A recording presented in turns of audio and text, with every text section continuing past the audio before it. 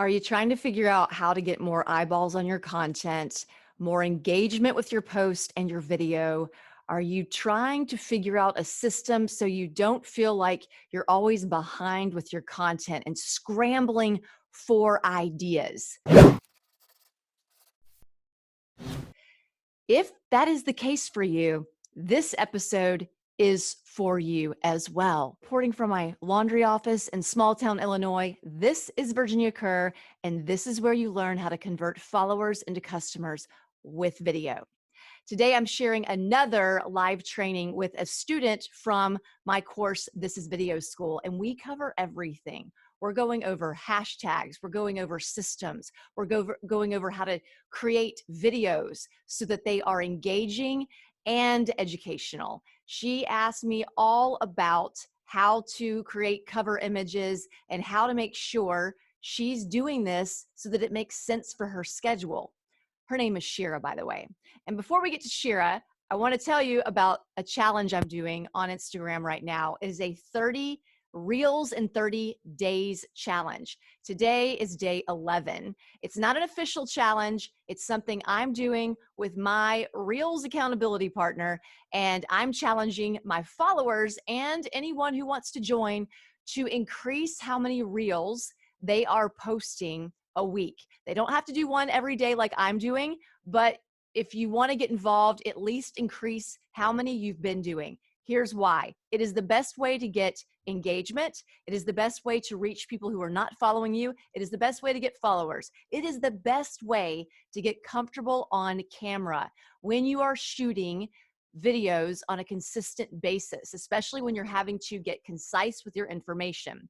Now, coming up in January, I am going to have an official Reels challenge where you can go into a workshop. I'm going to train on exactly how to find the right content for your Reels and how to strategically build your video so that you have people watching from the beginning until the end. Let's do a Reel warm-up and get ready for that official challenge. If you're not following me on Instagram at This is Virginia Kerr, do that, because every day I'm giving Reels tips inside my stories to give you ideas on what you can create and how to create it for your Reels, whether you're doing the challenge or not. Now we're going to get to the live training with Shira. I want the plan where I figure out in 30 minutes how to get my women to engage with me like you do in 3 days. Who are your women? Okay, so I, for the past 20 years, have been in the mortgage business, and I've been coaching mortgage professionals for 5 years. This year, I had major shifts in terms of transforming my own habits around drinking, around my eating habits, around my finances, like complete 180.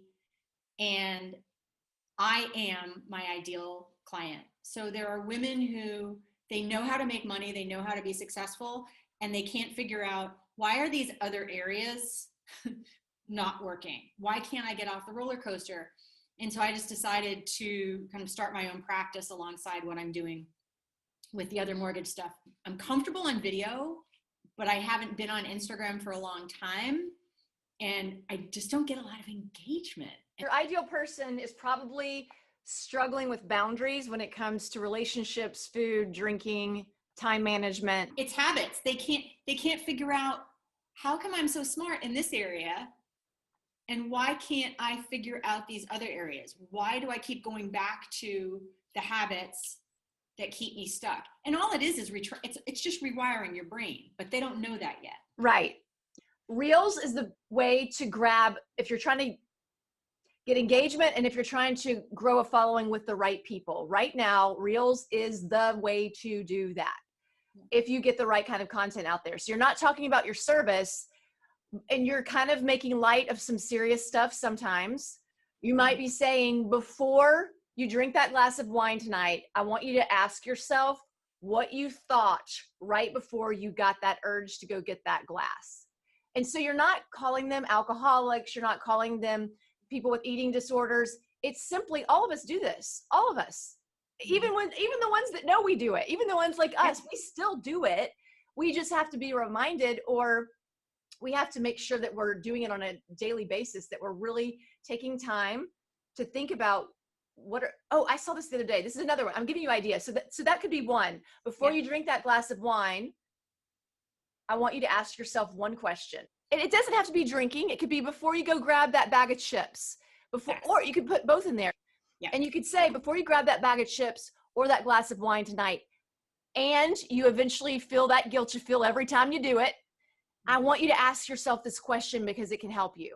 Or you could rephrase it and say, this one question will help you break the cycle of binge eating. Or this one, however you think she talks. That's the other thing. Yes. However she talks is how you want to talk.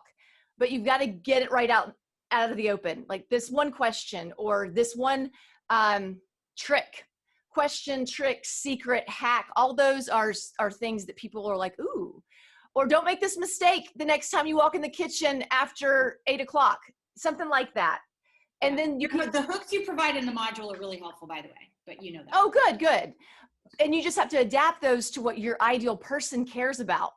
And that, so often people think they have to talk about their business or their product or their service in reels. And I'm not saying you shouldn't, or it's terrible, but what is more effective is if you hook them by getting them to know that they're doing something wrong, or you've got something that can help them tonight, right? Or as you could say right now, because we don't know when they're going to see it. Yeah. The challenge in the last couple of weeks is, first of all, I mean, I'm single, I live by myself. I've been alone most of 2020. So the isolation is real. And what's been fun for me with videos is having this kind of creative outlet. So I've noticed when I get creative, like the little fashion one or the holiday, it's tricky one, I get tons of engagement. It has nothing to do with my business. And I'm pretty sure I probably need to keep those down to about 20% of what my content is. It's finding this balance of. But yeah. So that's the same thing I went through. When you can figure out how to take that energy and put it into content that makes more sense to your business. My first TikTok account was all goofy skits. I never talked about video tips. I never addressed the camera. I just did skits. It would be like my my reels now without the person who's giving tips. It was just me playing and acting out real life scenarios, which I could still do that. Yeah. But you've got to figure out how you're going to take that piece of you that people are attracted to and twist it into this. So that's why, and maybe you're not comfortable with this, and I'm not telling you should do anything that doesn't make sense for you, but that's why if you start to do these things where you're giving them helpful advice. I started out like this. I gave the helpful advice and I didn't include characters. I just included my personality. You're going to have more fun when you figure out a way to do the educational part, but then have the other part. Because when people feel like you're like the negative thought one, that's something that can be pretty heavy. But I didn't take it too seriously because we all have it. And it's a visual that people can remember the next time they have that thought. If they can picture their thought as an imaginary not friend, but an imaginary being that they can just brush off, but say, oh, hey, and brush off, then that gives them, they feel empowered. Like, oh, I can do that the next time, or at least they'll think about it. So same thing with their habits. I think right now, especially, we've all gained a little bit of, well, maybe not you, but a lot of us have gained a lot of weight during COVID. And we are going back to some of our old habits that we got rid of. And we need to be reminded that, A, we're not alone, because that's big. If we feel like, when I heard the other day that there's a research or numbers out that more and more people are shopping right now, and not because we can't go to the stores, but we're shopping online more than we normally would because it's a way to distract ourselves. Yeah, it made me realize that, oh, I have been doing that. And thank goodness I'm not the only one, but I do need to address that. So yes, it's numbing. Absolutely, it's numbing. And then you don't have to just do reels. When you share your story about how you did all these, I always get engagement when I talk about what I used to do. And a really powerful way to share a story like that is to take yourself back to a really low point, like literally that moment, and describe that moment in your first sentence. There I was in the bathroom at the bus station, sitting on the floor crying, or something like that. It's like it sucks them into the story. Sitting on the floor of my closet with the 50 millionth wardrobe meltdown. Yeah, and you and include details, like really help them picture you in the closet. Um, you know, tears falling on my Louis Vuitton Surrounded by bag in the Spanx. floor. Yeah, what? Surrounded by every pair of Spanx that Sarah Blakely has ever made. Yes, yes. Little things that she would relate to. Like I would relate to that because I have every single. I go to their website now and I'm like, there's nothing left. Um, but yeah, so it's little details like that that will pull people in, and it takes time. But Reels is like it speeds up the process. Yeah. I mean, I get the sense that they don't even want any static posts or is it just all reels? I mean, and I'm happy to do it. It's not, I don't know what they're thinking. And I don't know anything 100%. All I know is what I'm experiencing. And right now, because they've buried hashtags, it's a lot harder for you to get out there beyond the people that are already following you. But hashtags, again, this is my theory, but I do know on TikTok, hashtags determine where the algorithm sends your video, who it sends it to, who it shows it to. Mm-hmm. And assuming that Reels is just like TikTok, those hashtags are really important for the algorithm. Now, if I was to post a video with no hashtags, the algorithm has enough information on me to know who to send it to, because it also knows who's watched my videos in the past. It clearly knows who follows me. And it also has AI on it so that it can read your text and it can hear what you're saying as well. So I almost believe that a reel without hashtags is more beneficial than a reel with too many hashtags, because too many hashtags and it's confusing the algorithm. I could be totally wrong, but that's what I find to be the case. I find when I use too many hashtags or my videos are close to 30 seconds, I lower the chances of the algorithm sending it out to more people. Interesting. So you try to keep most of them to 15? Yeah, the last two that I've posted this week are close to 30, and they didn't do as well. I'm not regretting it. I'm testing. So today I'm determined to get one close to 15 seconds and see if it outperforms those two. Do you think a reel a day would, yeah. Yes. And that's a lot. And normally when this is video school, you'll hear me say, if you're not doing any reels, do one this week. And then my next level or goal is 3 a week. But then the ultimate goal is 5 a week. And I'm doing this 30-day challenge right now. And when I dropped off, I saw a huge drop in my reach. Huge. Because I will do an IGTV and my hashtags, because you can look at the insights, the hashtags on my IGTV would be like 5. Now, some of them did well because people were sharing it. People who were following me were sharing it, or they saved it. And that also triggers the algorithm. But you can save a reel. So if I see your reel and I want to save it to watch it later, I can save it. And that also helps the algorithm push it out to more people. So it's important, and I haven't done it yet because I keep forgetting. It is helpful to remind people, hey, if you want this tip for the next time you feel this way. Now I put this in the caption, not the video. If you want to remember this the next time you feel this way, right before you go for that glass of wine, save this video as a reminder of what you can do. So that would be a good way. I mean, I may want to put that under everyone. I'm getting if it works, no engagement at all, which I'm not super surprised because I'm still relatively new to the whole thing, especially in this conversation. I've really only started the last couple of months. And I don't know that the 1,200 people that are following me, I mean, I'm sure that they're not. Well, that's a good reminder too. What you should do is try to take 5 minutes a day to go to your followers, the ones that are already following you, and the ones that are your ideal client. Go and give them some love on their posts. Make sure that you're commenting on their posts, you're liking their posts, you're commenting on their stories, like you're responding to their, not just a poll sticker, but like literally you're sending a message about their story. That is going to get them to remember you. And it's also going to get the algorithm to be more likely to send stuff to them. Today, I had a lady message me, and I didn't realize who she was at first. And she was just saying, like your tips, I'm going to get that ring light, whatever. And her handle looked familiar. And I went, and we'd never messaged each other before. And I went to go to her account and I realized she's like a really big decorator that I follow. So I was like, holy crap, how does she even know who I am? But that is also something the algorithm pays attention to. Who you follow, it's almost like a matchmaker game. They want to see if, oh, well, if she likes her, I wonder if she would like her too, like her back. And so I follow a lot of people in her little circle because I just like decorating stuff. It's not anything strategic. It's just that I like to see that stuff. And when I go to my explore page, it's all decorating stuff because I follow so many of them and a lot of them know each other. And my hunch is because I'm following so many people like her and I comment on people like her stuff, not because I'm trying to get them to follow me. I'm really not. The algorithm's more likely to show my stuff to that circle of people because I'm following so many of them. And maybe some of them are following me back that she follows.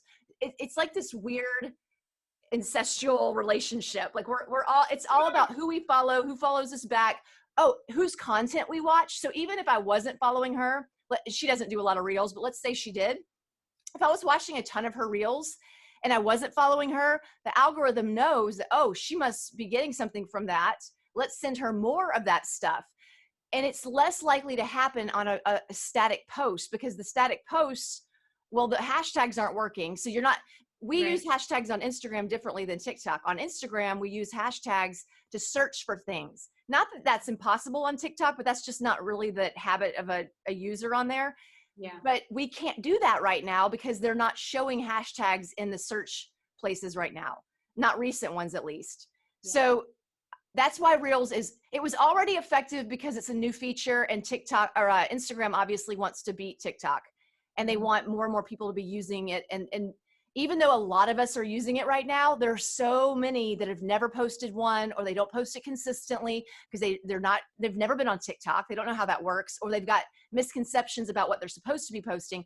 And so that's why we're being rewarded for using Reels right now.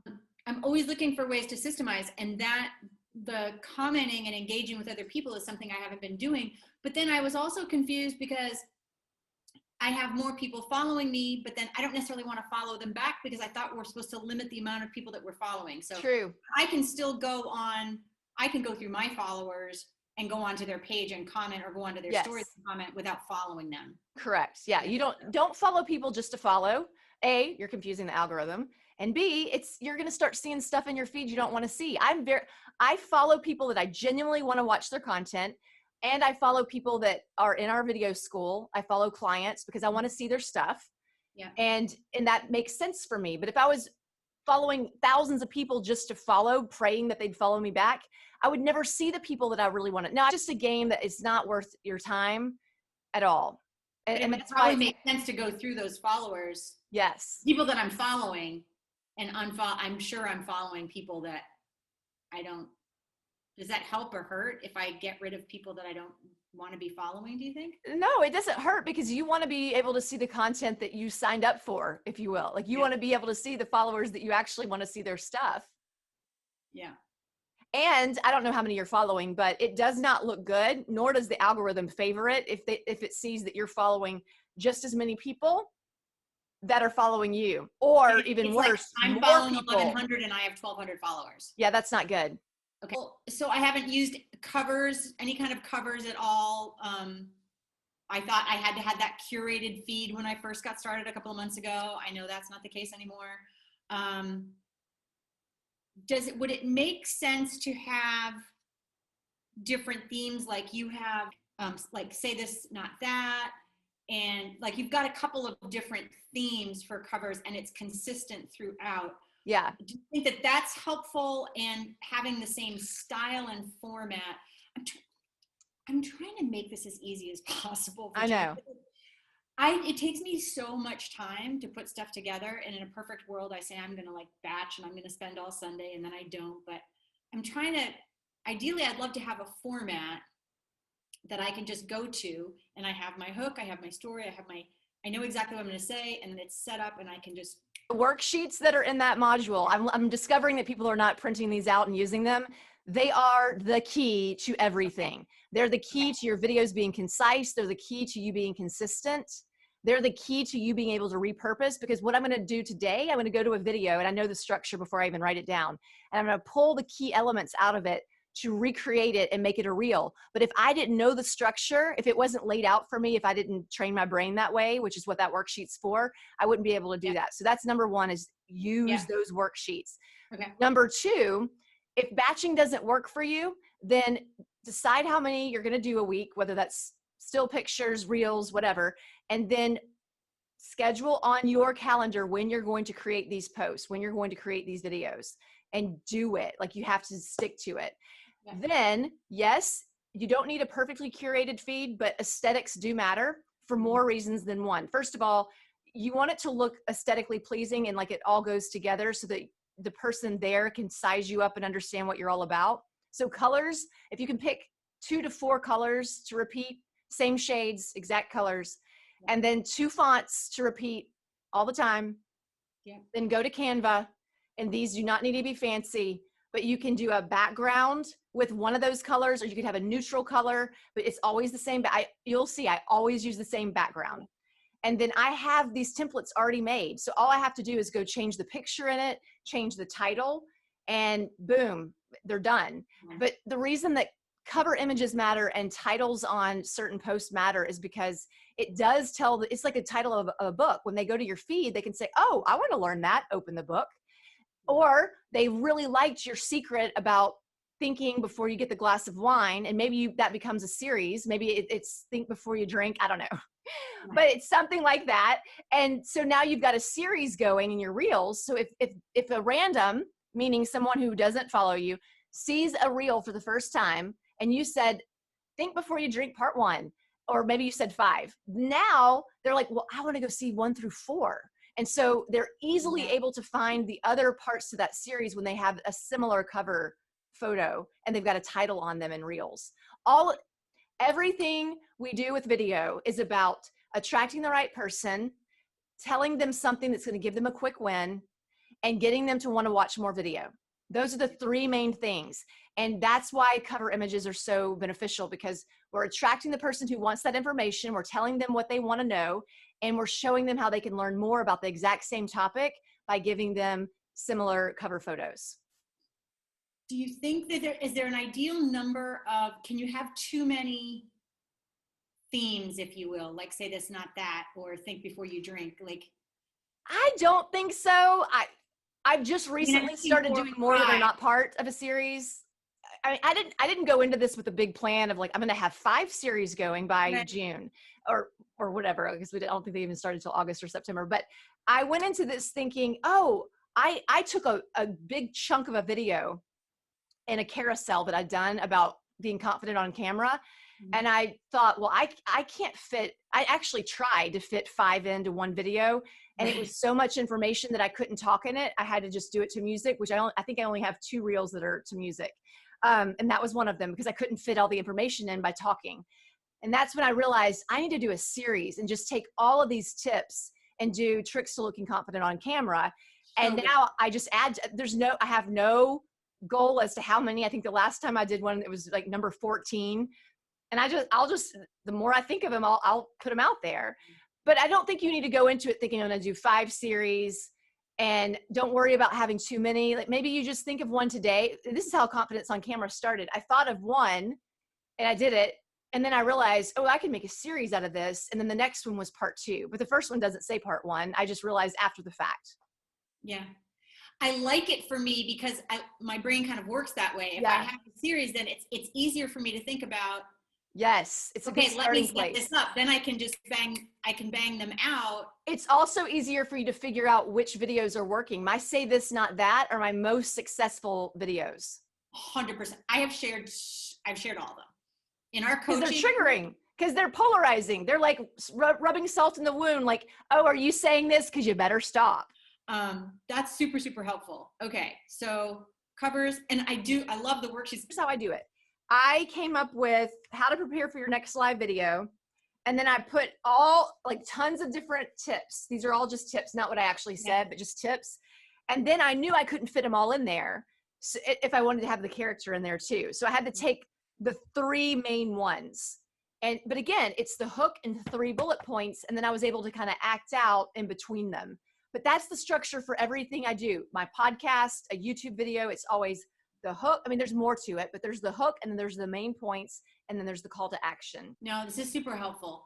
I think in the past I would think about, and I did this in the mortgage coaching as well, when I was sharing on social, it's like, oh, it has to be what is inspiring me today. And then I'd spend 2 hours thinking about copy and what to write, and it would land flat anyway. But it would take so much time.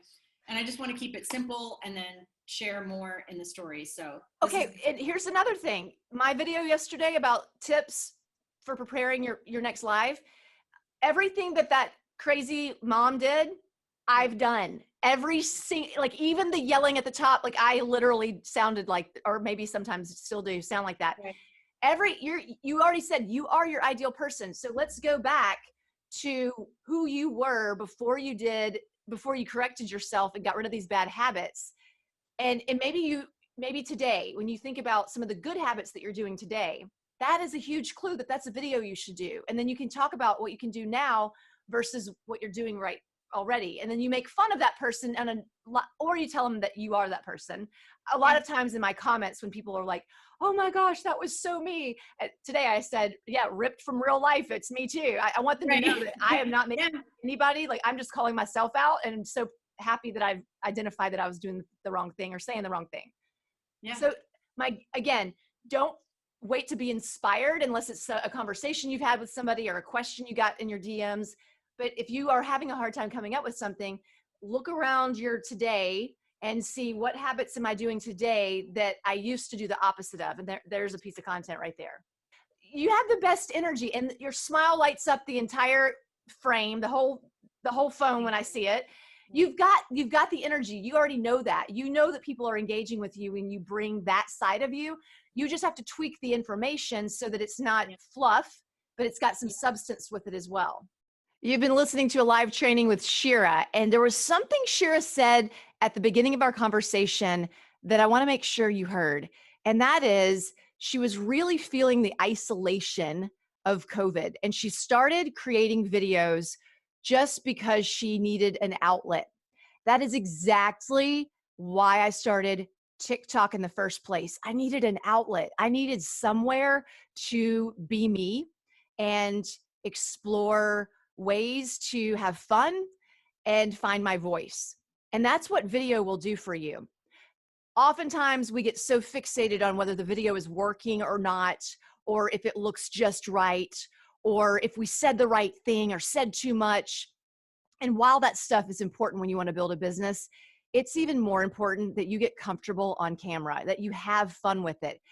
Go shoot the fun videos that have no substance at all. Go play with editing tools and features. Have fun with it so that you can tap into that creativity when you start to marry it with the information.